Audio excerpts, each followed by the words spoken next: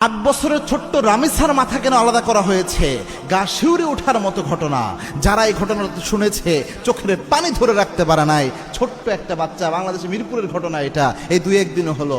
ছোট্ট একটা বাচ্চা স্কুলে যাওয়ার কথা, তার মা বাচ্চাকে খুঁজতেছে যে আমার বাচ্চাটা গেল কোথায়। খুঁজতে খুঁজতে দেখে বাচ্চাকে কোথায় পাওয়া যায় না, পুরা বিল্ডিং খোঁজা শেষ, পাওয়া যাচ্ছে না।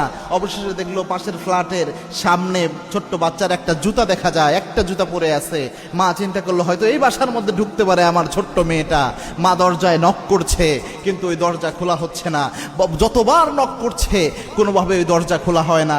অবশেষে 999-এ যখন কল দিল, ওই মহিলা কল দিয়ে যখন পুলিশ আসলো, দরজা ভেঙে ভিতরে ঢুকে দেখে তার বাচ্চার নিথর দেহটা পড়ে রয়েছে। 8 বছরের বাচ্চা, কিন্তু মাথা নাই, শরীরের সাথে মাথা অবশিষ্ট নাই।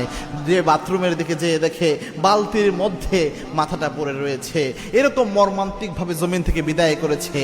অভিযোগ এসেছে যে ওই যে বাসাটা, ওই বাসার যে মালিক রয়েছে, বাসার ওই ফ্ল্যাটে যে ব্যক্তি থাকেন, ওই ফ্ল্যাটের ওই ব্যক্তি সে মূলত এই মানসিকভাবে যৌন কেন্দ্রিক বিকৃত মস্তিষ্কের অধিকারী ছিল।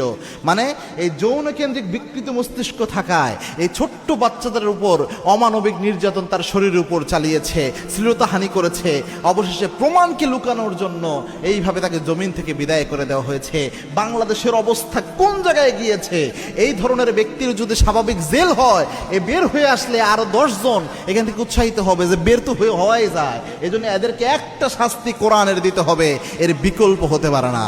আল্লাহর কোরআন 1450 বছর আগে যেই ঘুণধরা সমাজে ধর্ষণ হতো, যেই ঘুণধরা সমাজে রাহাজানি হতো, নারীদের শ্লীলতাহানি হতো, ওই সমাজে আল্লাহর কোরআন যখন এই যে বিবাহিত কোনো পুরুষ যখন কোনো মেয়ের উপর ধর্ষণ করে বা জেনা ব্যভিচার করে, তাকে যে শাস্তির বিধান দিয়েছে, ওই ব্যক্তিকে যে রজম করার বিধান দিয়েছে, প্রকাশ্য দিবালোকে জমিন থেকে বিদায় করে দেওয়া, পাথর মেরে, এরকম একটা বিধান যদি কায়েম করা হয়, আল্লাহর হাবিব বলেছেন একটা বিধানের মাধ্যমে 1000 অপরাধ থেকে সমাজ মুক্তি পায়। এবং আল্লাহ বলেছেন অফিল কিসাসিল হায়াত, রজমের যে বিধান আছে বা কিসাসের যে বিধান আছে, এগুলোর মধ্যে জীবন নিহিত রয়েছে।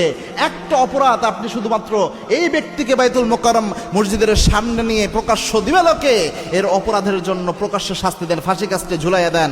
বাংলাদেশের সব মেইন স্ট্রিমের মিডিয়া এটা প্রচার করেন।